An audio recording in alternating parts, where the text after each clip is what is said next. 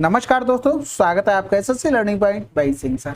चलिए फिर आज करते हैं 7 दिसंबर की शिफ्ट 1, 2, 3 यानी कि टोटल नंबर ऑफ क्वेश्चंस 45 होंगे और पीडीएफ आपको टेलीग्राम पर मिल ही जाती है सोल्यूशन पीडीएफ, तो आप उसको वहां से डाउनलोड कर सकते हैं। तो उसको ज्वाइन करना पड़ेगा जिसका लिंक नीचे डिस्क्रिप्शन में दिया गया है और फटाफट से इसको भी फिनिश करते हैं। बाकी आप लोग कमेंट करते रहिए कि आपको वीडियो में कैसा लग रहा है या फिर क्या इंप्रूवमेंट की जरूरत है। चलिए फिर स्टार्ट करते हैं बिना देरी किए हुए। रोशन ने 1620 में 36 केजी चीनी खरीदी। उसे बेचकर उसने उस पर 6 केजी चीनी के विक्रय मूल्य के बराबर लाभ अर्जित किया। उसका प्रति केजी चीनी का विक्रय मूल्य क्या है? अब यहाँ पर देखो, 36 केजी चीनी खरीदी और बेचने पर 6 केजी चीनी का विक्रय मूल्य के बराबर लाभ ले लिया। तो देखो, अगर 36 की चीज खरीदी थी, अगर उतने में ही बेच देते तो कोई दिक्कत होता? कोई दिक्कत नहीं होता, लेकिन उसने इतने का प्रॉफिट ले लिया, वो भी सेलिंग प्राइस के बराबर, तो उसमें उतना ही जोड़ दो। भाई प्रॉफिट किस पे लोगे? कॉस्ट प्राइस पे लोगे। ये तो बेच चुके हो ना, ये टोटल सेलिंग प्राइस पे इतना प्रॉफिट हो गया, यानी कि 36 का सीपी बराबर हो गया 30 का एसपी हो गया। तो यहाँ पर सीपी बटे में एसपी लिखोगे तो ये 30 बटे या तो 6 पंजे 30 शतरंग 36 कर लो। अब हमें चाहिए थे कि प्रति केजी विक्रय मूल्य, यानी कि इसका मान निकालना था। तो पहले तो ये देखो कि 1 केजी का मूल्य कितना है, 1620 बटे में 36 हो गया। अब हमें ये मान किसका पता लग गया? 5 का। तो 5 से डिवाइड कर देंगे, 6 का गुणा कर देंगे, आंसर आ जाएगा। तो छचरंग 36 हो गया, 6 पंजे 30, 0 से 0 चला गया होगा, 3 पंजे 15, 3 चौकू 12, आंसर। अगला सवाल, एक विभाजन क्रिया में भाजक भागफल का 18 गुना है, शेषफल का 9 गुना है। यदि शेषफल 26 है तो भाज्य ज्ञात कीजिए। अब इसमें होता क्या है? भाजक गुणे में होता है भागफल, प्लस का होता है शेषफल और बराबर में हो जाता है आपका भाज्य। ठीक है, ये चीजें आपको बस दिमाग में रखनी है, फार्मूला लिखना नहीं है बार बार। अब जिसका जिसका मान पता हो वो लिख तो जाओ। देखो, शेषफल हमें 26 दिया गया था, आप कह रहा था शेषफल का 9 गुना है क्या भाजक, यानी कि शेषफल का 9 गुना है तो 26 गुणे में 9 हो गया। यही तो बात कहने का हुआ। अब कह रहा था भागफल का 18 गुना है। अब देखो, भागफल का अगर हम 18 गुना करते भाजक तो 26 गुणे में 9 आ जाता। तो 9 दूनी 18 हो गया, इधर कर देंगे तो कितना आ गया? 13 आ गया। तो गुणे में क्या हो जाएगा? 13 हो जाएगा। अब यहाँ पर पूरा नहीं करना है, आपने देखे यूनिट डिजिट, तो पहले तो काम कर लेना यूनिट डिजिट पे। हालांकि दो मिल रहे हैं लेकिन पहले उसी पर काम करना है। इतनी कैलकुलेशन करने से अच्छा यही तो है कि हम उस पर पहले काम कर लेंगे। तो 9 छक्का 54 हो गया, 4 तियां 12 हो गया, तो 6 2 8 यूनिट डिजिट हमें चाहिए, आंसर लगा दो। अगर नहीं मिलता तो फिर पूरी कैलकुलेशन करने का एक ऑप्शन हमारे पास है, तो ऐसा आप कर सकते हैं। चलो फिर अगला सवाल करते हैं।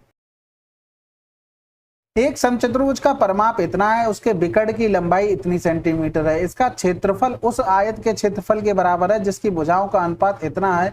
आयत की बड़ी भुजा की लंबाई बतानी है। तो देखो, सबसे पहली बात तो हमारे दो ही ऑप्शन हो सकते थे, या तो ये या तो ये। अगर एक और हो जाता ना, हट जाता, 7 का मल्टीपल हम चेक करना था बस। अब कर रहा था समचतुर्भुज का परिमाप 148 है और विकर्ण की लंबाई इतनी है।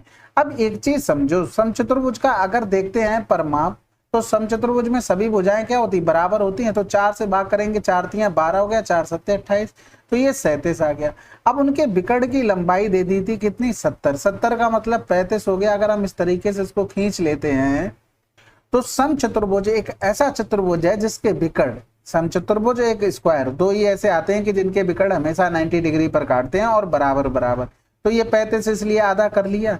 अब हमें इसी का एरिया चाहिए था, यानी कि हमें ये भुजा पता होना चाहिए था। या तो देखो याद है तब तो ठीक है, 12 35 37, नहीं याद है तो 37 का स्क्वायर माइनस 35 का स्क्वायर।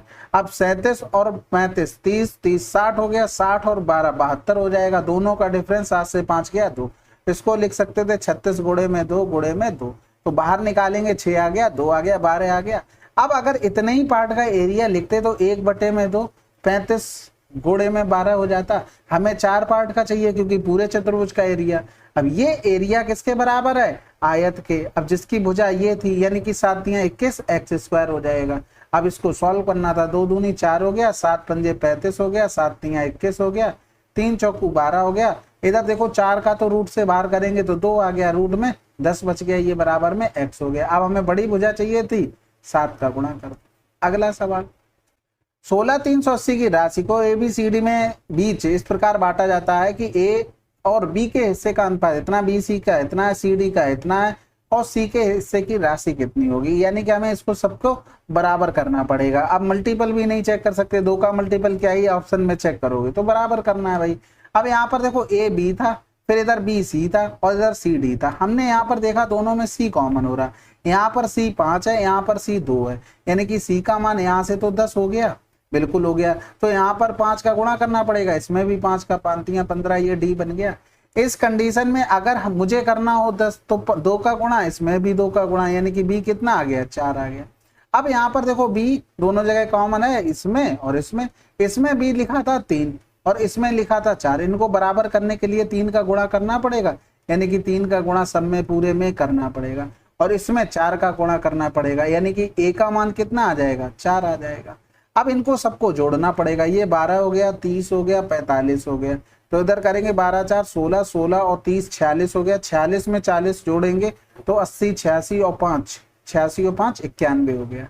ठीक है, इसे 91 का मान दिया गया था 16380। हमसे पूछा क्या गया था, सी के हिस्से की राशि, यानी कि 30 का मान, 13 7 91 हो गया, 13 एकम 13, 3 बच गया, 13 दूनी 26 हो गया, 13 6 78 0 हो गया। इधर करेंगे 7 एकम 7, 7 8 56 हो गया, 0 0 18 3 54 आंसर। अगला सवाल, मान लीजिए कि x 4 अंकों की छोटी से छोटी संख्या है जिसे इतने इतने से विभाजित करने पर प्रत्येक स्थिति में 7 बचता है। संख्या x के अंकों का योग कितना होगा। अब जब योग की बात कर देता ना तब तो पूरा ही सॉल्व करना पड़ता है। अब 4 अंकों की छोटी से छोटी संख्या हमसे निकालने को लिए बोल रहा है, तो सबसे पहले तो एलसीएम लेंगे। हमने क्या 3 ले लिया, तो यहाँ पर 3 चौकू 12, 3 पंजे 15, 20 का 20 हो गया, 3 नेम 27 हो गया। अब यहाँ पर मैंने 4 ले लिया तो ये चला गया, 4 पंजे 20 चला गया यहाँ पर। अब 5 9 में कुछ कॉमन है, सॉरी यहाँ पर 5 बचेगा ना, तो इन दोनों 5 का तो 5 यहाँ पर 5 लिख लेते, बेकार ही काट दिया, 9 में से तो कुछ आएगा नहीं। समझ में आ गया, तो हमारे पास ये एलसीएम आ गया, यानी कि 5 चौकू 20 हो गया, 9 3 27 दूनी 54, 540 आ गया। अब हमें चाहिए 4 अंकों की छोटी से छोटी संख्या, यानी कि x का गुणा प्लस का 7, ये रही होगी वो संख्या।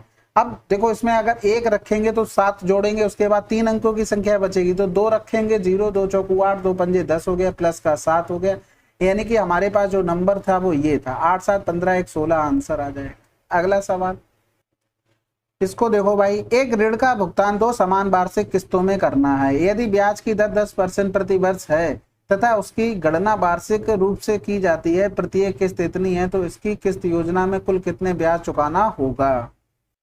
तो 10% को क्या लिख सकते थे, 1/10, यानी कि 10 से चीज क्या हो रही है, 11 हो रही है। इसका मतलब है ये प्रिंसिपल चलता है, इधर हमारी इंस्टॉलमेंट यानी कि किस्त चलती है।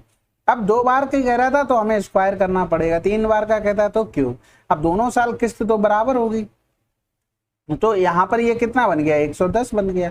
टोटल हमारा प्रिंसिपल कितना बन गया, 210 बन गया। अब यहाँ पर देखो क्या दिया गया था, प्रत्येक किस्त का मान, यानी कि 121 बराबर हमको दिया गया था 3872। हमसे पूछा गया था कुल ब्याज चुकाना होगा। अच्छा, ब्याज की बात पूछ रहा है, तो देखो किस्तें कितनी गई होंगी, 2 गई होंगी, 2 एकम 2, 2 दूनी 4 हो गया, 2 एकम 2, कितना ब्याज देना पड़ा होगा, 2 रुपया, 4 से 1 गया 3, यानी कि 32 रुपए का। तो यही हमें निकालना था। अब यहाँ पर देखो 2 दूनी 4 हो रहा है, एक में किसका मल्टीप्लाई करें कि 4 मिल जाएगा, 0 तो आएगा नहीं कहीं से, तो ऐसे ही देख के काट दो, आंसर आ गया, बात खत्म। अगला सवाल, स्कूल ए के कुछ छात्र एक परीक्षा में शामिल हुए, उनमें से 65% उत्तीर्ण हुए। स्कूल ए के छात्रों की तुलना में 100% अधिक छात्र स्कूल बी से उसी परीक्षा में शामिल हुए। यदि स्कूल ए और बी में उस परीक्षा में शामिल होने वाले कुल छात्रों में से 75% उत्तीर्ण हुए, तो स्कूल बी के अनुत्तीर्ण छात्रों का परसेंटेज क्या है। तो देखो सब कंडीशन क्या दी गई, उत्तीर्ण की दी गई थी, 65% हो गए, दोनों से मिलाकर 75 हो गए, इसका मुझे पता नहीं, लेकिन यहाँ पर संख्या भी दी गई थी कि एक ही छात्रों की तुलना में 100% अधिक, यानी कि 100% का मतलब क्या हो गया, 100 से चीज 200 हो गई होगी, यानी कि 2 गुना हो गए। तो इनका रेशियो कितना हो गया, 1 से 1 अनुपात 2 हो गया। यहाँ से डिफरेंस किया 10 हो गया, इसका क्या गुना, 5 गुना, तो इसका भी 5 गुना 5 हो गया। अब एक चीज बताओ, जब हमें पता है एलिगेशन लगाते हैं तो एक छोटा होता है एक बड़ा होता है सेंटर वाले से, ये वाला छोटा हो गया तो ये बड़ा होगा, तो ये कितना आ गया, 75 प्लस का 5, यानी कि 80%। ये हो गए हैं दूसरे में, कौन से, पास वाले। फेल वाले 20%, टोटल 100% स्टूडेंट रहे होंगे तो 20% क्या हो गए, फेल हो गए। अगला सवाल, एक वस्तु का अंकित मूल्य इतना है, इसे अंकित मूल्य पर 10% की छूट देते हुए बेचा गया तथा लाभ 8% हुआ, तो उस वस्तु का मूल्य क्या होगा। सिंपल सी बात है, 108 बराबर में 240 और हमसे पूछा गया है, क्या पूछा गया भाई, हम तो भूल गए, अंकित मूल्य यानी कि 90 का मान। अब 12 दूनी 24 हो गया, 12 ने में 108, 909 कैंसिल, 200 आंसर।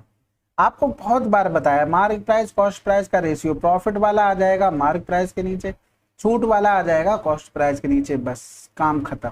अगला सवाल, ए की आय बी की आय से 60% अधिक है और सी की आय ए और बी की तुलना मतलब ए की आय बी की आय से 60% अधिक है और सी की आय ए और बी की कुल आय से 45% कम है, तो सी की आय ए की आय से कितने परसेंट कम है। तो देखो 60% अधिक बोल दिया, अनेक की ये 100 है तो ये कितना हो गया, 160 हो गया। अब कह रहा था, अच्छा रेशियो बना लो क्योंकि आगे भी काम करना पड़ेगा, इधर कर लेंगे 2 8 16। अब कह रहा था कि सी की आय ए बी की कुल आय से 45% कम है, यानी कि सी की आय हो गई 8 5 13 का 55%, 45% कम हो गई यानी कि 55% रही होगी। तो कह रहा था सी की आय ए की आय से कितना परसेंट कम है। तो सबसे पहले तो 5 एकम 5, 5 एकम 5, 5 दूनी 10 हो गया, इन दोनों का रेशियो बना लेते हैं। तो 160 से चीज यहाँ पर गुणा करेंगे 143, फेवरेट नंबर आ गया। ठीक है, अब तो कैलकुलेशन करने में कोई दिक्कत ही नहीं होगी। तो यहाँ पर देखो कितनी कम हो रही है, 10 से 3 गया 7 हो गया, 5 से 4 गया 1 हो गया, 17 कम हो गई।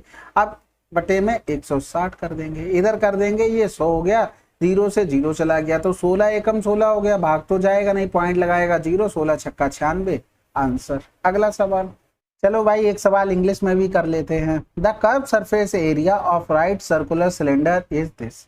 अब देखो 2 पाई आर एच, इसका मान हमें दिया गया था 1320, कह रहा था and the radius of its base is this the volume of the cylinder. तो वॉल्यूम क्या होगा, पाई आर स्क्वायर एच होगा।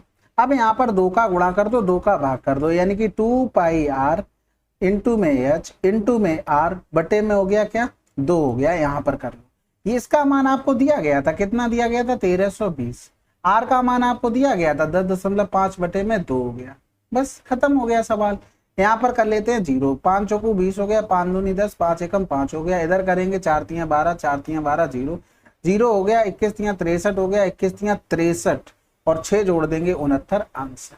अगला सवाल, ए और बी किसी काम को क्रमशः इतने और इतने दिनों में कर सकते हैं। वे 4 दिन तक एक साथ काम करते हैं। शेष काम को सी द्वारा अकेले 12 दिनों में करना पूरा किया जाता है। सी अकेले कुल काम का 4/9 भाग कितने दिनों में करेगा।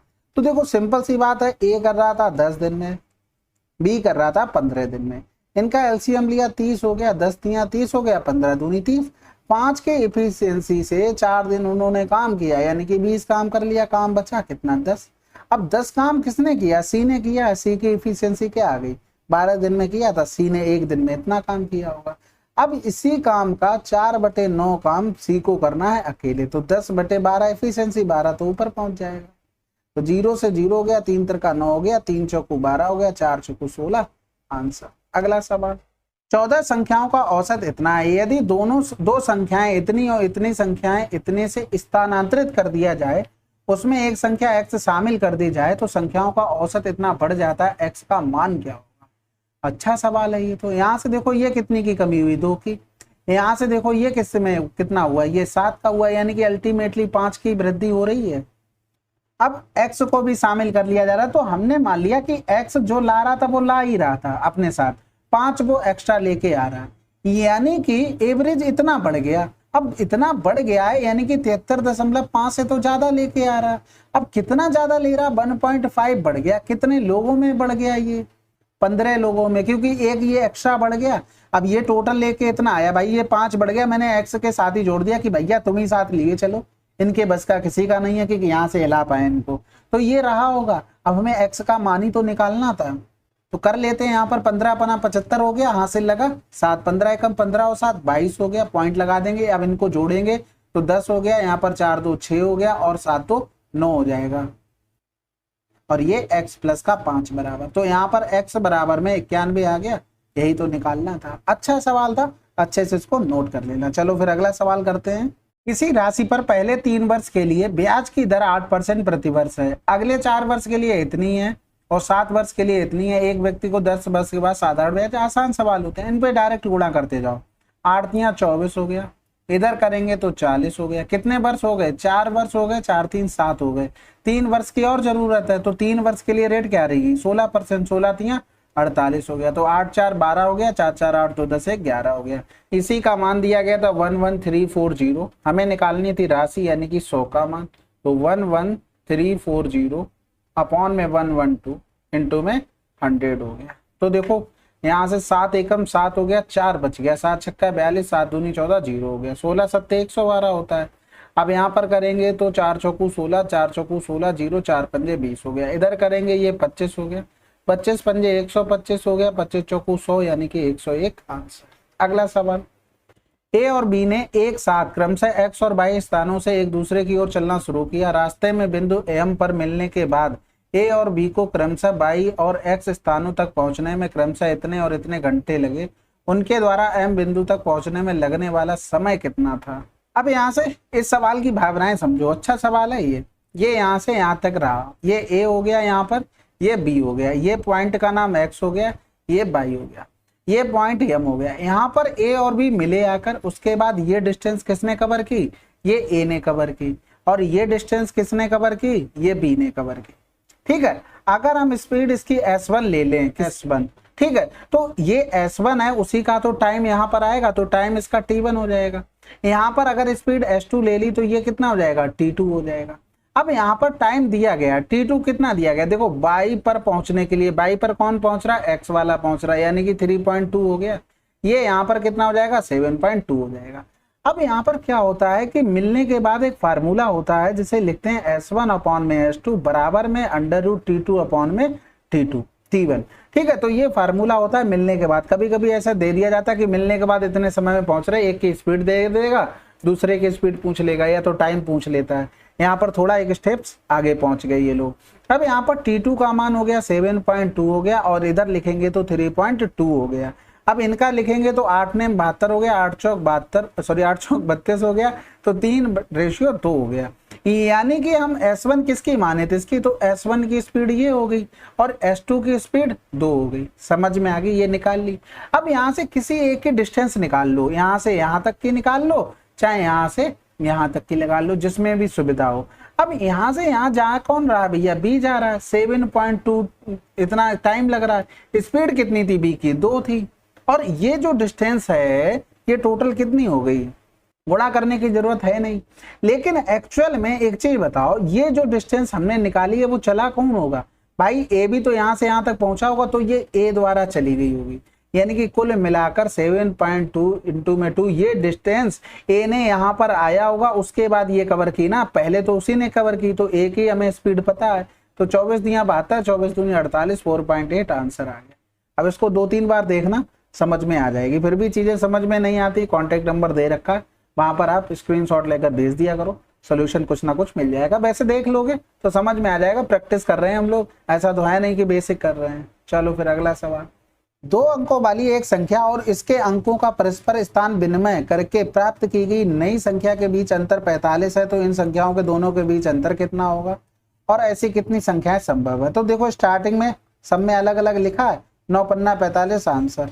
अब इसके पीछे कुछ नहीं है, केवल बेसिक है, पिछला जो अच्छे से करके आए होंगे उनको पता होगा। ये इस तरीके से नंबर इंटरचेंज होगा, 2 अंकों की संख्या, ये नंबर इंटरचेंज। अब इनका डिफरेंस करेंगे तो ये 10x प्लस का y माइनस का 10y माइनस का x बराबर में क्या दिया? 45। तो इनका डिफरेंस करेंगे तो ये 9x, और यहाँ पर 9 कॉमन ले लो, x माइनस का y हो गया बराबर में 45 हो गया, तो x माइनस y कितना आ गया? 5 आ गया। इसीलिए ये हमेशा डिफरेंस 9 ही आएगा। अगर इस तरीके से कभी बोलेगा तो, अरे सॉरी 9 का मल्टीपल आएगा, तो 9 पन्ने 45 एग्जैक्ट आ गया। अब ये कितने पॉसिबल नंबर हो सकते हैं भैया? देखो 4 और 1 हो जाएगा, फिर 3 और 2 हो जाएगा, सॉरी बड़ा लेना पड़ेगा, 5 डिफरेंस चाहिए ना। तो सबसे पहले तो 9 ले लो, 9 से 4 जाएगा 5, फिर 8 से 3 जाएगा तब बचेगा, फिर लिख लेंगे 6, और 6 से 7 भी तो होगा, 7 से 2 गया 5 हो गया, 6 से 1 गया तब 5 हो गया। तो इतने पॉसिबल नंबर हो गए, आंसर लगा दो। अगला सवाल, अब ये सवाल तो आप लोग खुद से करेंगे, ठीक है। अब ये काफी टाइम पहले पूछे गए हैं तो इतना तो कर ही सकते हो। मैं सोच रहा हूँ जल्दी जल्दी आपका खत्म हो जाए, आप रिवीजन कर लें। कमेंट करके बता दीजिएगा अगर करवाना हो, नहीं करवाना तो कमेंट मत कीजिएगा, टाइम क्यों वेस्ट करेंगे। ठीक है, अगला सवाल। एबीसी की कुल मासिक आय इतनी है, ए की आय का 70% खर्च करता है, बी की आय 80 खर्च करता है, इतनी खर्च करता है, ये बचत इतना रेशियो था। और क्या पूछा था, तो बी की मासिक बचत क्या होगी। अब यहाँ पर तीनों की कंडीशन पे हम बात करते हैं। इसने क्या किया, 70% खर्च कर दिया। मान लो 100 आए थी, 70 खर्च कर दिया तो 30 बचा, यानी कि इनका रेशियो कितना आ गया, इनका रेशियो आ गया 10, 7 और 3। इसी तरीके से बी ने 100 आए थी, 80 खर्च कर दिया तो बचा कितना, 20। इनका रेशियो बनाएंगे तो 10, या तो 2 पंजे 10, 2 चौकू 8, 2 एकम 2 हो गया। इनका करेंगे तो ये 100 हो गया, 92 खर्च कर दिया, बचा कितना 8, तो 4 दूनी 8 हो गया, 4 दूनी 8 हो गया, 4 तियां 12 हो गया, 4 दूनी 8, 4 पंजे 20, यानी कि 25, 23 और 2 हो गया। हमें रेशियो दिया गया था इनकी बचत का, यानी कि 15, 11 और 10। ठीक है, लेकिन हमारे हिसाब से जो हमने बनाया है उसमें बचत का रेशियो 3 है, 1 है, 2 है। तो 3 और 15 को बराबर करना पड़ेगा, और उसको करोगे तो ये 11, 1 को भी करना पड़ेगा। तो इस तरीके से करते हैं जिससे चीजें हमारी आसानी से बन जाएं। तो यहाँ पर देखो, अगर हम 30 कर दें तो कोई दिक्कत है, सभी में 0 बढ़ जाएगा। तो इसमें भी 2 का गुणा, इसमें भी 2 का गुणा और इसमें भी 2 का गुणा करना पड़ेगा। समझ गए ना बात को। अब यहाँ पर बी की बचत इतनी होगी, लेकिन हमारे हिसाब से 1 है तो 22 का गुणा करना पड़ेगा। तो 22 का गुणा इसमें भी करना पड़ेगा, यानी कि 22 पंजे 110 हो जाएगा। यहाँ पर 2 थी, यहाँ पर बचत 20 हो गई, यानी कि सब में 0 0 लगाना पड़ेगा। बिल्कुल, बस अब इतना कर लिया, हमारा आंसर आ गया। हमारी टोटल आय 100 यहाँ पर है, 110 यहाँ पर है, 250 यहाँ पर है, यानी कि ये 220 हो गया। 220 22 दूनी 44, यानी कि 440। 440 में जोड़ देंगे 3 तो 430 और 460 बन जाएगा। 460 का मान दिया गया था 69,000। तो 0 से 0 चला गया। 23 दूनी 46 हो गया, 23 तियां 69 हो गया। अब इसको करेंगे तो ये 150 गुना आ जाएगा। अब हमें निकालनी है बी की बचत, यानी कि यहाँ पर 22 का मान निकालना। तो यहाँ पर 22 करेंगे तो क्या गुना हो रहा था, 11 गुना हो रहा था। इसका भी 11 गुना 3300 हमारा आंसर आ जाता। समझ में आ गई बात। तो इस तरीके से हमको चीजें करनी थी। अच्छा सवाल था, नोट कर लेना इसको। चलो फिर अगला सवाल करते हैं। एक अधिकारी किसी कार्य को 300 दिनों में पूरा करवाने का दायित्व लेता है। वह 300 व्यक्तियों को 60 दिनों के लिए नियुक्त करता है और वे आधा कार्य को पूरा कर लेते हैं। उसके बाद वह व्यक्तियों की संख्या कम करके 100 कर देता है जो 120 दिनों तक कार्य करते हैं। उसके बाद 20 दिनों का अवकाश रहता है। कार्य पूरा करने हेतु शेष अवधि के लिए कितने व्यक्ति नियुक्त किए जाने चाहिए। अब यहाँ पर देखो, सिंपल सी एक बात समझो कि यहाँ पर 300 आदमी थे। हमने मान लिया कि एक आदमी की इफिशियंसी 1 है, तो 60 दिन में कितना काम करेंगे, 18,000 काम करेंगे। अब ये जितना भी काम था ना उसका आधा काम हुआ, यानी कि 2 का गुणा कर देंगे तो 18 दूनी 36,000 ये टोटल काम हो गया। अब इसमें से 18,000 ये हो चुका है। दूसरी कंडीशन में आदमी 100 रह गए, काम कितने दिन हुआ, 120 दिन, यानी कि 12,000 ये काम हो चुका है। यानी कि 18 और 12 अगर इनको दोनों को जोड़ देंगे 30,000 काम हो चुका है। तो 30,000 काम हो गया, तो बचा कितना है भैया, 6,000 काम बचा है। एक चीज समझने की कोशिश करना, इन दोनों को जोड़ लिया तो ये 30,000 हो गए ना, वही तो हमने घटा दिया। अब वो कह रहा था 20 दिन की तो छुट्टी हो गई, टोटल हमको 300 दिन लिए थे। ठीक है, काम 120 दिन यहाँ हुआ, 60 दिन ये हुआ, यानी कि 180 दिन काम हुआ। काम बचा कितने दिन का होगा, 120 दिन का, लेकिन 20 दिन तो अवकाश रह गया, काम बचा 100 दिन में करना है। तो 100 दिन में एक्स आदमी एक की इफिशियंसी से 6,000 काम निपटा देंगे। तो ये 0 से 0 चला गया, तो एक्स बराबर कितना आ जाएगा, 60 आ जाएगा। समझ गए बात। यानी कि कार्य पूरा करने हेतु शेष अवधि के लिए कितने व्यक्ति चाहिए, 60 व्यक्ति। अगला सवाल, एक व्यक्ति ने अपनी आय का 65% ए और बी वस्तुएं खरीदने हेतु व्यय किया और शेष राशि की बचत की। उसने वस्तु एक खरीदते हुए इतने और बी वस्तु खरीदने हेतु इतने का व्यय किया, उसके बचत की राशि कितनी है। अब देखो, टोटल यहाँ से उन्होंने खर्चा कितना कर दिया, 7, 8, 2, 10, 3, 1, 4, 1, 5। हमारे हिसाब से टोटल 65 खर्च कर दिया दोनों ने मिलाकर। दोनों ने बचाया कितना, 35% बचाया। बस खत्म हो गई कहानी। 13 पंजे 65 हो गया, 13 3 39, 13 चौकू 52 ज्यादा हो जाएगा, 13 3 39, 13 ने में 117 हो गया, 5 7 35 हो गया, 0 7 ने 63 यूनिट डिजिट से काम हो गया। अगला सवाल, एक यात्री रेलगाड़ी बिना विराम लिए इतने की औसत चाल से और विराम के साथ इतने की औसत चाल से चलती है। 600 किलोमीटर लंबे मार्ग पर विरामों के लिए रेलगाड़ी द्वारा लिया गया कुल समय कितना होगा। ये तो आसान सवाल है, 600 बटे में आपको 75 करना था और इधर 600 बटे में 60 करना था। तो ये तो यहाँ पर 10 घंटे लगे, इधर 15 15 75, 15 चौकू 60, 8 घंटे लगे। कितना? 2 घंटे आंसर।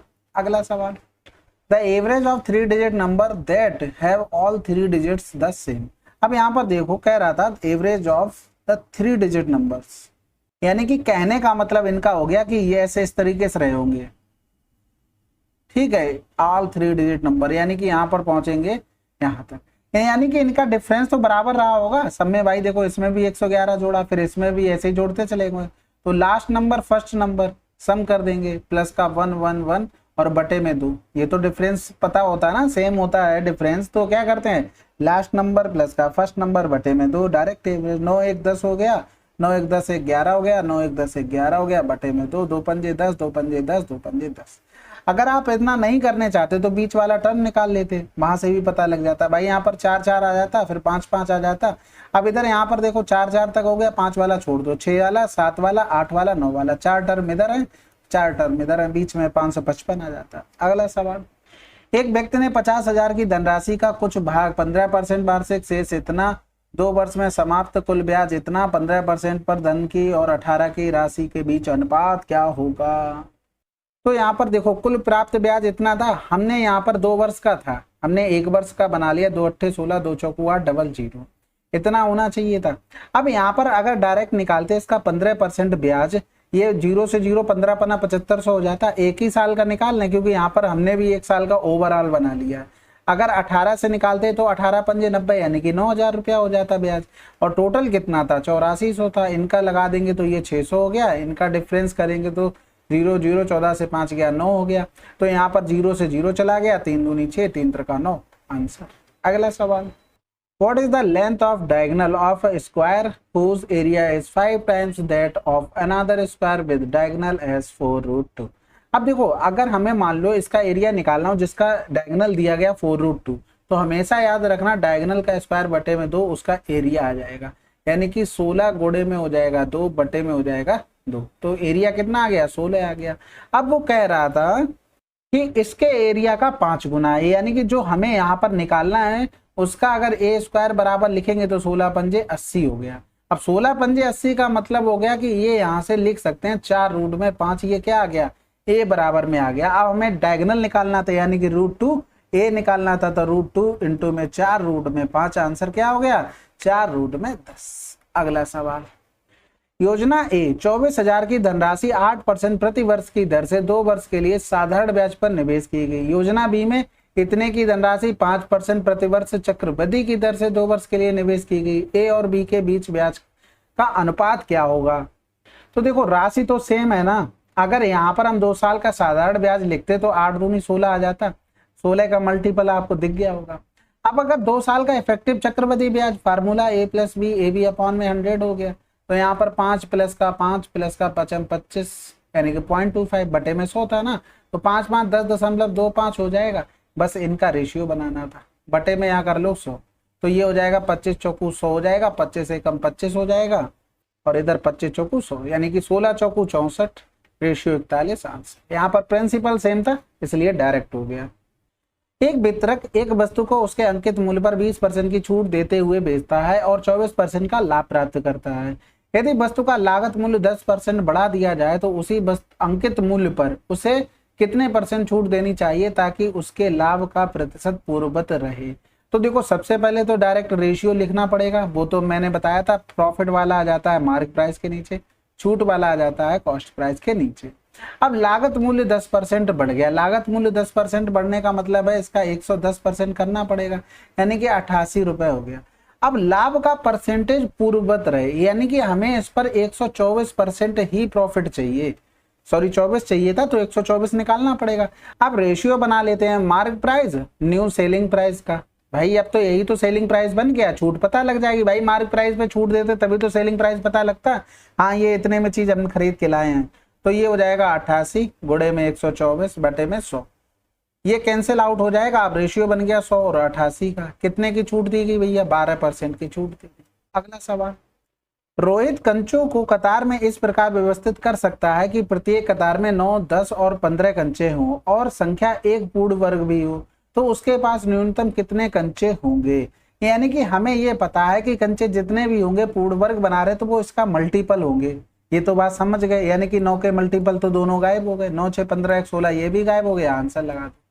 बस इतना ही करना था। अगला सवाल, एक छात्र ने पेनों का एक डिब्बा 24 रुपए में 8 पेन की दर से खरीदा और 45 में 9 पेन की दर से बेच दिया। इस सौदे में 240 का लाभ हुआ। डिब्बे में पेनों की संख्या कितनी थी। तो देखो यहाँ से 8 थी या 24, यानी कि हमने एक पेन 3 रुपए का खरीदा और 5 रुपए में बेच दिया। अब हमारे हिसाब से 2 रुपया का प्रॉफिट हो रहा है एक पेन पर, तो 240 का प्रॉफिट कितने पेनों पर होगा, क्या गुना हो रहा था, 120 गुना, यानी कि 120 रहे होंगे। अगला सवाल, एक वर्षाकालीन दिन में 4 सेंटीमीटर वर्षा हुई और इतने हेक्टेयर भूमि पर होने वाली वर्षा के लिए आयतन कितना होगा।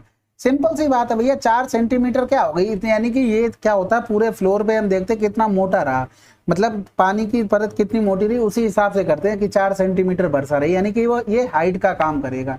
अब यहाँ पर देखो हेक्टेयर भूमि बोल दी, अब आप क्या बोलते हैं 1 एकड़ है, 2 एकड़ है, 4 एकड़ है, यानी कि आप एरिया की बात करते हैं ना, तो वही चीज तो यहाँ पर है 1.5 इंटू में 4 कर देंगे तो 15 चौकू 60, यानी कि जिसमें 6 होगा आंसर। ये आयतन हो गया। अब इसको अगर आप चेंज करेंगे, जैसे यहाँ पर सेंटीमीटर है, हमें चाहिए मीटर क्यूब में, तो इसको अगर चेंज करेंगे तो अपॉन में 100 करना पड़ेगा। और 1 हेक्टेयर में कितने मीटर होते हैं, 10,000 होते हैं, यानी कि 1.5 इंटू में 10,000 हो जाएगा, इंटू में 4 बटे में 100 हो गया। तो 2 जीरो यहाँ से चले गए और 1 जीरो इस पॉइंट से चला जाएगा, 15 चौकू 60 करोगे 600, इस तरीके से आप आंसर कर लेंगे। तो ये सब चीजें बैकग्राउंड में पता होनी चाहिए। रीजन क्या है, अगर मान लो यहाँ 600 लिख दिया, कहीं ऑप्शन में 660 और 6000 ऐसे लिख दे तब दिक्कत होती है। अगर नहीं ऐसा है तो आप सोने पे सुहागा है आपके लिए। अगला सवाल, दो संख्याएं p और q इस प्रकार हैं कि p के 2% और q के 2% का योग p के 2% q के 6% के योग का 2/3 है। p के 2 गुने और q के 5 गुने के बीच अनुपात क्या होगा। देखो सबका योग हो रहा होगा, ये परसेंटेज से परसेंटेज सारे चले गए। अब यहाँ पर देखो 2 से 2 ये कैंसिल आउट, इधर 2 चला गया, इधर 2 3 6 हो गया। अब इस योग का कितना हो रहा था, ये दिमाग में करने वाली चीजें हैं। 2 बटे में 3, 3 का उधर ऊपर गुणा हुआ होगा, यानी कि 3p प्लस का 3q बराबर में हो गया 2p प्लस में हो गया 3 दूनी 6q, यानी कि इधर आ जाएगा तो p, 6 से 3 गया तो 3q, यानी कि p अपॉन q बराबर में हो गया 3 बटे में 1। अब कह रहा था p के 2 गुने और q के 5 गुने के बीच अनुपात, तो 3 दूनी 6 बटे में 5। अगला सवाल, अब ये देखो सिंप्लीफिकेशन का है, ये देखो वार लिखा हुआ है इसलिए इसको तो हम करवा देते, तो 53 का 53 ही लिखा रहने दो, बटे में 99 क्योंकि 2 के ऊपर वार है। अब यहाँ पर 58 लिखा हुआ है, यानी कि 58 माइनस का वो कर देते हैं जिसके ऊपर वार नहीं होता, बट माइनस का 5 हो गया, बटे में जिसके ऊपर जितने नंबर के ऊपर वार है 9 लिख दो, जिसके ऊपर नहीं है उतने 0 लगा दो, बस ठीक है। ये आप कैलकुलेशन आगे आप सिंप्लीफिकेशन में करें। अगला सवाल, एक वस्तु को उसके अंकित मूल्य पर 30% की छूट देकर बेचा गया, यदि 20% का लाभ प्राप्त होता और वस्तु का क्रय मूल्य इतना है तो वस्तु का अंकित मूल्य कितना होगा। कितना आसान सवाल हो गया। 70 का मान 840 हो गया, 120 का मान निकालना था, 12 सत्ते 84, 12 बार में 144। कितनी बार बताएंगे, इसी शिफ्ट में, यानी कि तीनों शिफ्ट में 2-3 बार बता चुके हैं। छूट वाला जो भी परसेंटेज होगा कॉस्ट प्राइस के नीचे, प्रॉफिट वाला जो भी होगा इसके नीचे। अब हमें कॉस्ट प्राइस का मान दिया गया था, ये निकालना था। अगला सवाल, एक विभाजन क्रिया में भाजक भागफल से 8 गुना और शेषफल से 9 गुना है, शेषफल इतना है तो भाज्य कितना होगा। आसान हो गया, ये भी सवाल अभी कर चुके थे भाई। देखो शेषफल अगर 24 है और 24 का 9 गुना क्या हो रहा था, भाजक हो रहा था, यानी कि 24 गुणे में 9 हो गया भाजक, प्लस में कर देंगे, अच्छा इंटू में भागफल भी तो आना है, 8 गुना था भाजक का, भाजक मतलब किसका, भागफल का, तो ये हो जाएगा 24 गुणे में 9 बटे में 8 और प्लस में 24। अगर आपको चीजें नहीं समझ में आ रही हैं तो ऐसे लिख लो, नहीं तो डायरेक्ट फार्मूला होता है भाजक इंटू में भागफल प्लस का होता है शेषफल बराबर में आ जाता है भाज्य। ठीक है, आपको जैसे समझ में आया उस तरीके से कर लो। यूनिट डिजिट अलग अलग दी गई थी, हमें कोई भी मेहनत करने की जरूरत नहीं है। 9 चौक 36 हो गया, 6 आया, 6 3 18 हो गया, 8 9 72 हो गया, 4 2 6 हो गया। यूनिट डिजिट जहां 6 लगी है आंसर। अगला सवाल, एक समूह में व्यक्तियों की निश्चित संख्या का औसत भार इतना है, यदि 4 व्यक्ति जिनका औसत भार इतना है उस समूह से बाहर हो जाते हैं तो बचे हुए व्यक्तियों का औसत भार इतना केजी रह जाता है। आरंभ में उस समूह के व्यक्तियों की संख्या क्या होगी? सिंपल सी बात है भाई, ये इतना हो गया। अब ये रह गया लास्ट में 77.725 और ये हो गया 80.75। ये कितने लोग थे? 4 लोग थे। ठीक है, अब ये वाली हमें संख्या निकालनी, ये कितनी होगी? तो इनका पहले तो डिफरेंस करना पड़ेगा।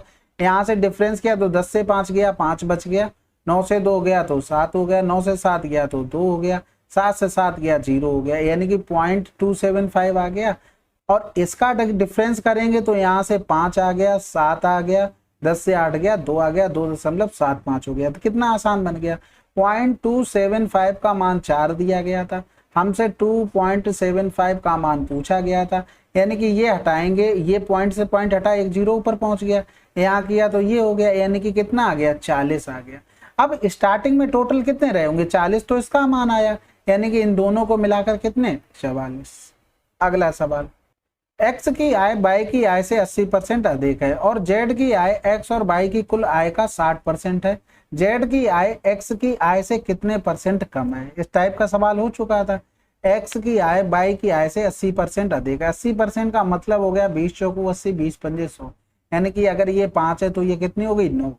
अब कह रहा था जेड की आय एक्स और वाई की कुल आय कितनी हो गई? 14, उसकी 60% है, यानी कि ये जेड की आय हो गई, बिल्कुल हो गई। कह रहा था जेड की आय एक्स की आय से कितने % कम है? इन दोनों का रेशियो 20 तियां 60 हो गया, 20 पंजे 100 हो गया, इधर करेंगे तो 45 और इधर 14 तियां 42 हो गया। कितना कम हो गया? 3 कम हो गया। किससे? 45 से गुणा कर देंगे 100, तो इधर आ गया 15, 5 तियां 15 हो गया, इधर करेंगे 5 दूनी 10, यानी कि लगभग 6.6% के आसपास। अगला सवाल, सविता अपनी मासिक आय का 8% एक धर्मार्थ न्यास को दान करने का निर्णय लेती है। दान के दिन वह अपने निर्णय को बदलते हुए इतने की धनराशि दान करती है जो दान के लिए पहले से निर्धारित धनराशि से 20% कम है।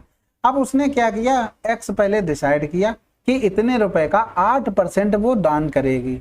ठीक है, अब लेकिन जो बाद में की ना, वो पहले से 20% कम थी, यानी कि ये 80% बची।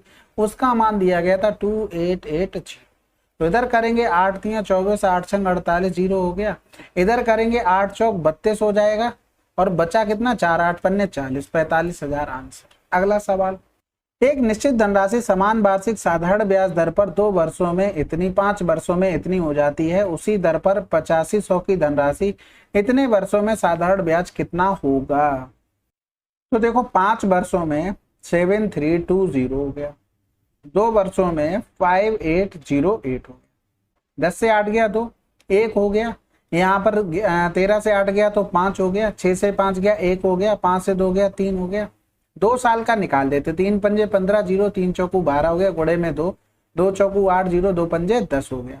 इतना ब्याज मिल रहा है 2 साल में, यानी कि 5808 से इतना घटा देंगे तो 0 0 8, 5 से 1 गया 4, इतना रह गई हमारी क्या? प्रिंसिपल रह गया। अब यहाँ पर चीजें समझने की कोशिश करना। जब हमारा प्रिंसिपल 4800 है, ठीक है, और समय 2 वर्ष है। अब यहाँ पर 8500 प्रिंसिपल बोल दिया और 4 तियां 12 और 2 14/3 समय बोल दिया। इनका रेशियो बनाते हैं। ये 0 से 0 चला गया, 2 सत्ते 14 हो गया। अब यहाँ पर गुणा 3 का करना चाहो तो कर लो, नहीं तो डायरेक्ट लिखो। 48 का मान हमारे हिसाब से कितना आया था? 108। भाई ब्याज बनाया था तो ब्याज का रेशियो बन रहा है। ये क्या बन रहा था भाई? देखो दोनों तरफ पीआरटी अपॉन में 100, पीआरटी अपॉन में 100। अब यहाँ पर आर तो सेम था ना, यानी कि दोनों का किसका रेशियो बन के आएगा? ब्याज बन के आएगा, तो वही कर रहे हैं। और यहाँ पर हमें निकालना था 85 गुणे में 7/3 का मान। तो यहाँ पर 12 चौक 48 हो गया, 12 अट्ठे 96, 12 चौक 48 हो गया। इधर करेंगे तो 4 दूनी 8 हो जाएगा, 4 एकम 4 हो गया, 3 सत्ते 21 हो गया, 7 पंजे 35 हो गया, यहाँ से लगा 3, 7 अट्ठे 56 और 3 59 हो गया। गुणे में 7 आपको देखते ही पता लगना चाहिए कि हाँ आंसर आ चुका। अब देखो इतना कर लिया ना, तो थोड़ी सी मेहनत ये थी, अगर मान लो ऑप्शन अगर अच्छे दिए रहते हमारे फेवर में तो क्या करते हैं? यहाँ पर 17 गुणे में 85, यानी कि 17 गुणे में 5, 17 की डिविजिबिलिटी चेक करते, 4 3 12 तो 14/3, यानी कि 7 दूनी 14, तो 7 की डिविजिबिलिटी चेक कर लेते। जहाँ कहीं भी मिल जाती वहीं आंसर लगा देते। अगर मान लो बाई चांस 2-3 ऑप्शन में मिल गई तब तो फिर एक तरीका है ही अपने पास। ठीक है, अगला सवाल, 8,000 की एक धनराशि वार्षिक रूप से चक्रवृद्धि की जाने वाली 8% वार्षिक दर पर 3 वर्षों में इतनी हो जाती है। यदि ब्याज अर्धवार्षिक रूप से चक्रवृद्धि किया जाए तो उसी ब्याज दर पर इतने वर्ष में वह धनराशि कितनी हो जाएगी। अब यहाँ पर देखो 8,000 से राशि 13,824 हो गई, कै साल में, 3 साल में हो गई। तो इनका अगर रेशियो बनाते तो ये 1,000 हो जाएगा, 8 से ये कट जाएगा ना, बिल्कुल 8 एकम 8 हो गया, 5 बच गया, 8 सत्ते 56, 2 बच गया, 8 दूनी 16, 8 अट्ठू 64। तो ये 10 का क्यूब हो गया, ये 12 का क्यूब हो गया। यानी कि राशि हमारी 10 से 12 हुई होगी, पावर में बाद में n करते हैं ना, तो कितना ब्याज हुआ होगा, रेट हुई होगी, गुणे में कर देंगे 100, 2 पंजे 10 यानी कि 20% रेट रही होगी। अब रेट इतनी रही होगी, फिर कह रहा था ब्याज अर्धवार्षिक रूप से चक्रवृद्धि किया जाए तो उसी ब्याज दर पर इतने वर्ष में वह धनराशि कितनी होगी। अब अर्धवार्षिक तो किया जाए यानी कि रेट हमारी कितनी हो जाएगी, 10% हो जाएगी। अर्धवार्षिक के हिसाब से तो रेट 10% हो गई। अब जब 10% हो गई तो यहाँ पर एकदम देखो, एक साल में 6 महीने की 2 स्लैब। अब यहाँ पर 1/4 वर्ष दिया था, इसको महीने में बनाएंगे तो 4 तियां 12 हो गया, यानी कि यहाँ पर उसका भी आधा हो गया। तो यानी कि ये रेट कितनी रही होगी, क्या हुआ 10%, 6 महीने की, यानी कि 3 महीने लिखना है। तो यहाँ पर रेट 10%, यहाँ पर भी 10%, यहाँ पर 5% रही होगी।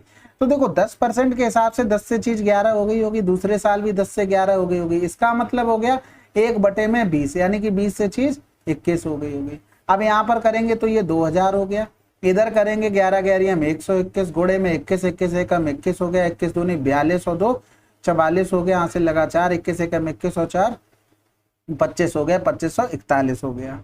तो इसका मान दिया था 8,000, यानी कि 4 गुना हो रहा था, इसका भी अब 4 गुना कर दो। तो 4 एकम 4, 4 चौकू 16 हो गया, 25 चौकू 100, यानी कि 101, ये आंसर आ गया।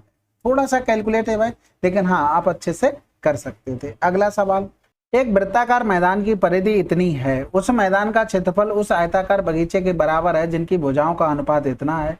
बगीचे की बड़ी भुजा की लंबाई क्या होगी। देखो परिधि दी गई थी इतनी हमको, यानी कि 2πr का मान दिया गया था, 2 गुणे में 22/7 इंटू में r बराबर में दिया गया था 1012। तो यहाँ से देखो अब हम अगर r निकालते तो क्या लिखते, 10 में 12 अपॉन में 2 गुणे में 22 गुणे में 7 हो जाता। तो 11 दूनी 22, 11 नहीं 99, 11 दूनी 22 हो गया। अब 2 दूनी 4 हो गया, 4 दूनी 8 हो गया, 4 तियां 12 हो गया। इतना ही लिखा रहने दो। अब 23 गुणे में 7, 23 गुणे में 7 इंटू में 22/7 πr² हो गया। इसका एरिया बराबर है 14 गुणे में 11 इंटू में x²। तो 11 दूनी 22 हो गया, 7 से 7 ये कैंसिल आउट, 7 दूनी 14, ये 2 से 2 कैंसिल आउट। तो x बराबर कितना आ गया, 23 आ गया। बगीचे की बड़ी भुजा यानी कि 14 गुणे में 23 हो गया, 23 चौकू 92, यूनिट डिजिट काम हो गया। अगला सवाल, एक लंबवृत्तीय शंकु का वक्रपृष्ठीय क्षेत्रफल इतना है, आधार की त्रिज्या इतनी है, इसका आयतन कितना होगा। तो देखो यहाँ से अगर वक्रपृष्ठीय क्षेत्रफल लिखेंगे तो πr होता है, यानी कि 22/7, r का मान दिया गया था और l का मान निकालना था। तो ये 3432 हो गया।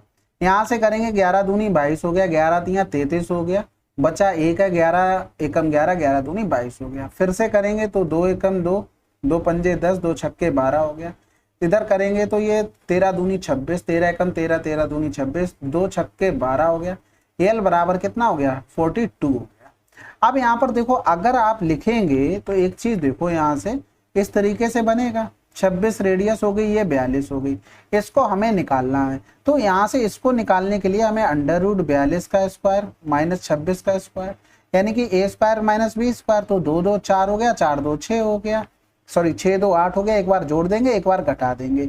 इंटू में 12 से 6 गया तो 6 हो गया, और 3 से 2 गया 1 हो गया। इसको क्या लिख सकते हैं, 17 चौकू 68 लिख सकते हैं, यानी कि इसका 4 बार आ गया, इसका 2 और रूट में 17 हो गया। अब आयतन लिखेंगे 1/3। वैसे तो यहाँ पर अगर √17 आ गया, इसने कुछ लिखा तो है नहीं, तो ये थोड़ा सा गड़बड़ लग रहा है मुझे सवाल। बाकी देखते हैं अगर कुछ अप्रोक्सीमेट वगैरह लिया होगा। 1/3 22/7 हो गया, और यहाँ पर कर देंगे 4 दूनी 8, यानी कि πr² होगा ना, 26 गुणे में 26 इंटू में हो जाएगा 4 दूनी 8 √17। ठीक है, तो 7 तियां 21, ये भी नहीं कटेगा यहाँ से। अगर मान लो ऐसे करते भी 26 26 हम 676 गुणे में आ जाता 8, 8 छंग 48, यहाँ से लगा 4 हो गया, 8 सत्ते 56 और 4 60 हो गया, 8 छंग 48 और 6 54 हो गया, ये कहीं से नहीं आएगा, ये तो गलत है, ठीक है, डेटा इसमें थोड़ा सा एरर है। चलो फिर अगला सवाल करते हैं। 1400 1800 के बीच x वह छोटी से छोटी संख्या है जिसे इतने से विभाजित करने पर प्रत्येक स्थिति में 3 प्राप्त होता है। यदि x को 11 से विभाजित किया जाए तो शेषफल क्या होगा। सबसे पहले इनका एलसीएम लेना पड़ेगा, तो देखो यहाँ से जिसका ले सकते हो, पहले इनका एलसीएम ले ले तो कितना आ जाएगा, 24 आ जाएगा। अब इसमें 3 अट्ठे 24 यानी कि 9 का 3 तो आ गया होगा, लेकिन एक 3 अभी बाकी है, 5 लिख दो, यानी कि एलसीएम हो गया। तो यहाँ पर लिखेंगे 5 तियां 15 या 24 तियां 72, 5 दूनी 10 हो गया, और 5 सत्ते 35 और 1 36 हो गया। इंटू में x प्लस का 3, यानी कि ये वो नंबर रहा होगा। अब ये नंबर हमें चाहिए 1400 1800 के बीच में, यानी कि 1400 से तो ये बड़ा होगा और 1800 से ये छोटा होगा। अब यहाँ पर अगर हम 2 रखते हैं तो 36 दूनी 72 720, कहीं पर भी नहीं पहुंचेंगे।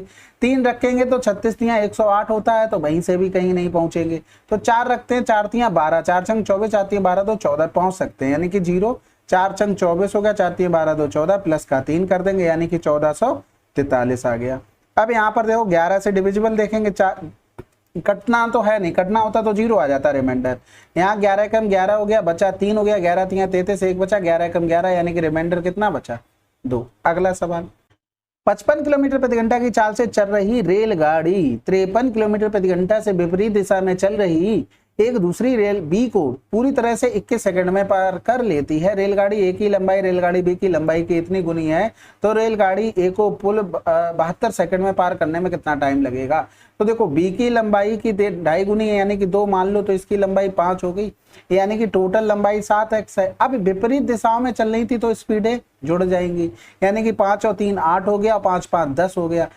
अब इसको 5/18 करना पड़ेगा, क्योंकि आपको पता है मीटर प्रति सेकंड में टाइम दिया गया था। 18 छक्का 108 हो गया, 7 तियां 21 हो गया, 5 तियां 15 छक्का 90 हो गया, x का मान 90 आ गया। अब हमें a के लिए चाहिए, तो a के लिए लंबाई कितनी हो गई, 450, प्लस का कर देंगे 72। एक पुल को 72 सेकंड में पार करता है। अच्छा, पुल की लंबाई निकालनी है, और इसकी चाल क्या है a की भैया, 55 थी, गुणे में 5/18 बराबर में हो जाएगा 72 सेकंड। और जब गुणा करेंगे जाके तो 18 चौक 72 इधर कट जाएगा, 5 चौको 20, 55 दूनी 110 हो गया, यानी कि ये आ गया। तो 450 प्लस का x हो गया, घटा देंगे तो ये 0 हो गया, 10 से 5 गया 5 हो गया, 10 से 4 गया 6, आंसर। अगला सवाल, x की एक धनराशि ए बी सी के बीच इस प्रकार वितरित की जाती है, ए बी के हिस्सों का अनुपात इतना, बी सी का इतना होगा, ए और सी के हिस्सों का इतना अंतर हो, x का मान क्या होगा।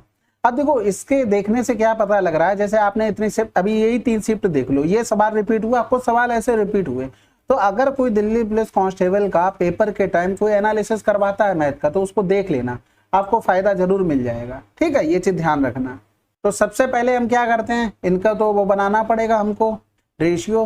तो कॉमन क्या है भैया, बी कॉमन है, यहाँ पर भी, तो इधर तो 4 दिया गया था और फर्स्ट वाले में कितना 5 दिया गया था, तो दोनों को बराबर करेंगे तो 20 हो जाएगा, यानी कि बी का मान। यहाँ पर 20 बनाने के लिए 4 का गुणा, तो इसमें 4 का गुणा करेंगे, ए का मान आ जाएगा 12। इसी तरीके से सी निकालेंगे, यहाँ पर 5 का गुणा, 5 सत्ते 35 हो गया। इनका डिफरेंस दिया गया था 3 हो गया, 2 हो गया, बराबर में 2001।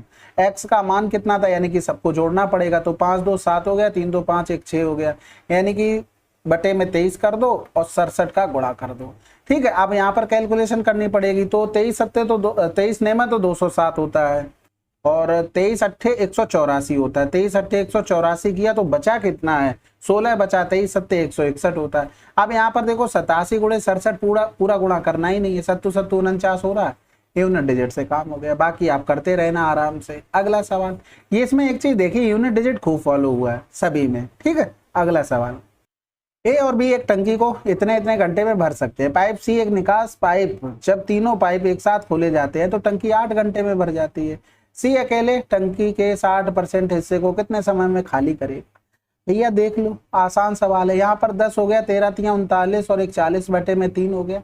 अब तीनों साथ चल रहे हैं तो 8 में, यानी कि एलसीएम ले लिया 40, तो 4 इफिशियंसी, 3 इफिशियंसी, 5 इफिशियंसी। यहाँ पर ए प्लस बी और माइनस का सी है, यहाँ पर ए है और बी है, माइनस का सी समझ गए होगा क्योंकि वो खाली कर रहा है। इन दोनों की इफिशियंसी 7 है। अब टोटल 5 बनानी है तो कितना घटाया गया होगा, 2, यानी कि 2 की इफिशियंसी से काम करना है। काम करना कितना है, 60% करना है, बटे में 2 कर दो, 2 0 तो जा चुके हैं, 2 दूनी 4 कर दो, 12 आंसर। ये सवाल तो आसान होते हैं। अगला सवाल, एक घड़ी को 2300 में बेचने पर व्यक्ति को इतनी की हानि होती है।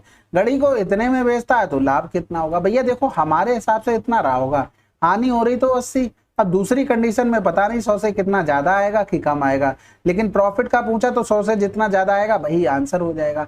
अब 80% यानी कि ये जो 80 मान दिया गया था वो किसका था? 2300 का, और हमें निकालना था 32315 अपॉन में 10। ठीक है, 0 से 0 चला गया। अब 23 से काट लें क्या? देखते हैं भैया, 23 एकम 23 हो गया, 9 बच गया, 23 तिया 69 हो गया, 23 चौकू 92 हो जाएगा। ठीक है, एक बच गया, 23 पंजे 115 हो जाएगा। तो काम तो हो गया। 8 पन्ना 40 हो गया, यहाँ पर लिख दो। 14 अट्ठे 112 हो गया, यहाँ पर लिख दो। बटे में कितना था? 100 था, तो ये 0 चला गया यानी कि 112.4 आ गया। 100 से कितना ज्यादा आ गया? 12.4। आंसर लगा दो। ठीक है, चलिए फिर ये जो 7 दिसंबर का पेपर था आपके तीनों शिफ्ट समाप्त हो गई। ठीक है, और देखो आप लोग अच्छे से पढ़ाई करते हो ना, और मॉक टेस्ट बहुत जरूरी है। अगर मॉक टेस्ट नहीं दे रहे हैं ना तो डेली मॉक दो। अगर आपको थोड़ा डर लगता है ना तो नंबर पे ध्यान मत दो, बस ये देखो कि आज जो मेरी मॉक में गलती हुई है वो कल गलत ना हो, ये बस ध्यान रखते हुए उसको करते जाओ। डेली मॉक दो, उससे हैबिट बनेगी। और देखो अगर मॉक नहीं दोगे तो आप स्टेप से कटिंग नहीं कर पाएंगे, ये चीज ध्यान रखना। अब स्टेप से कटिंग होता क्या? जैसे मान लो 20% प्रॉफिट हुआ, कुछ लोग ऐसे लिखेंगे 2400। ठीक है, फिर वो करेंगे 100 बराबर, यानी कि 2400 बटे में 12 120 गुणे में 100 होगा, ये कैंसिल आउट, फिर आंसर लगाएंगे 2000। ठीक है, अब कुछ लोग क्या होंगे वो डायरेक्ट देखेंगे 12 का 2 गुना 24 यानी कि 2 हो रहा है, तो यहाँ पर देख लो 2 लिखेंगे और दुनिया भर के जीरो जिसमें लिखे हो वो आंसर।